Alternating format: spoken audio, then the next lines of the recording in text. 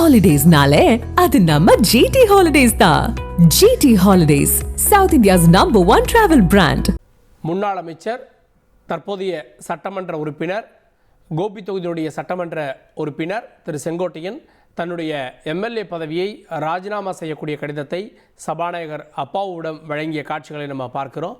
இது பற்றிய தகவல்கள் 2-3 நாட்களாக வந்த சூழலில் இப்போது தன்னுடைய பதவியை அவர் ராஜினாமா செய்கிறார்.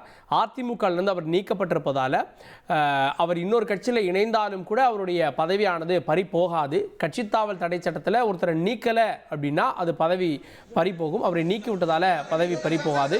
இந்த சூழலில் செங்கோட்டையன் தன்னுடைய பதவியை தார்மீகமாக ராஜினாமா செய்திருக்கிறார். அடுத்து அவர் எங்கே செல்கிறார் அப்படின்ற கேள்வி தாவேக்காவாக சுட்டிக்காட்டப்படுகிறது.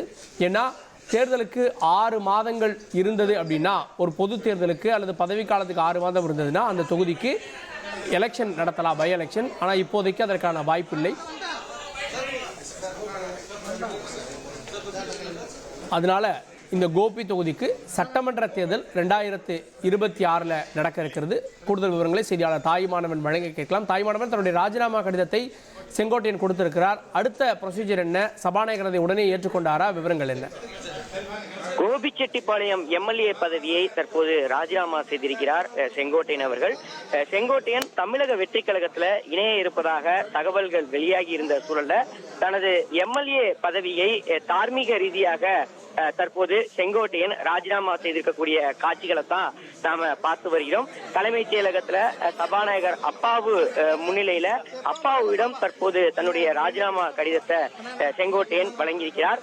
செங்கோட்டையனுடைய வரலாற்றை பார்க்க வேண்டும் என்றால் 1980 முதல் ஈரோடு மாவட்டம் கோபிச்செட்டிப்பாளையத்தில் சட்டமன்ற உறுப்பினராக செங்கோட்டையன் இருந்து வருகிறார்.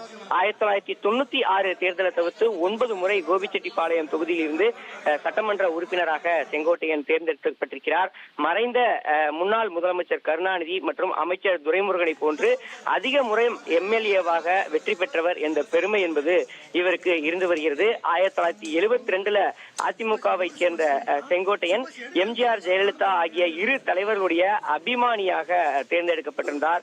எம்ஜிஆருடன் தேர்தல் பிரச்சாரத்துக்கு செல்வது, ஜெயலலிதா அவர்களுக்கான பிரச்சார திட்டமிடலை வகுப்பது என கட்சிக்கும் தலைமைக்கும் பல்வேறு விதங்கள்ல இவர் உறுதுணையாகவும் இருந்து வந்திருந்தார்.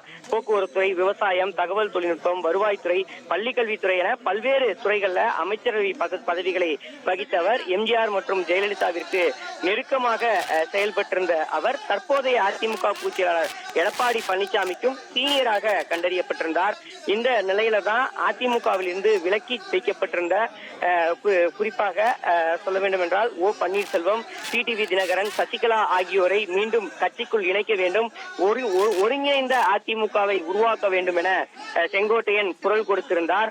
அந்த குரலுக்கு எதிர்ப்பு தெரிவித்து அதிமுக பொதுச்செயலாளர் எடப்பாடி பழனிசாமி செங்கோட்டையனுடைய ஈரோடு புறநகர் மாவட்ட செயலாளர் பதவியிலிருந்து விலக்கி இருந்தார். தொடர்ந்து கட்சியிலிருந்து விலக்கப்பட்டவர்களோடு தொடர்ந்து நெருக்கம் காட்டி வந்திருந்த ஒரு சூழல்ல கட்சியிலிருந்தும் விலக்குவதாக பொதுச் செயலாளர் எடப்பாடி பழனிசாமி அறிவிப்பை வெளியிட்டிருந்தார்.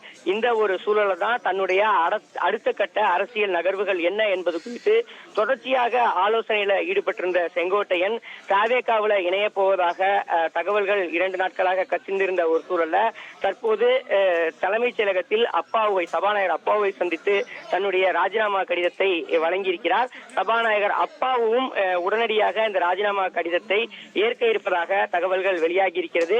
கோபிச்செட்டிப்பாளையம் சட்டமன்ற தொகுதி என்பது காலியானதாக அறிவிக்கப்படும். ஆனால் அதே சமயம் தேர்தலுக்கு இன்னும் 6 மாத காலம் சட்டப்பேரவை தேர்தலுக்கு இருக்கக்கூடிய ஒரு சூழல்ல ஒட்டுமொத்தமாக 2026 சட்டப்பேரவை தேர்தலில் தான் கோபிச்செட்டிப்பாளையத்திற்கும் தேர்தல் என்பது நடத்தப்பட இருக்கிறது. இத்தகைய சூழல தான் தன்னுடைய பதவியை ராஜினாமா செய்துவிட்டு செங்கோட்டையன் அவர்கள் இன்னும் சில நிமிடங்கள்ல தலைமைச் செயலகத்திலிருந்து புறப்படுவார் என எதிர்பார்க்கப்படுகிறது. புறப்படக்கூடிய செங்கோட்டையன் நேரடியாக தாவேகா தலைவர் விஜயை சந்திக்க இருப்பதாகவும் தகவல்கள் வெளியிடப்பட்டிருக்கிறது.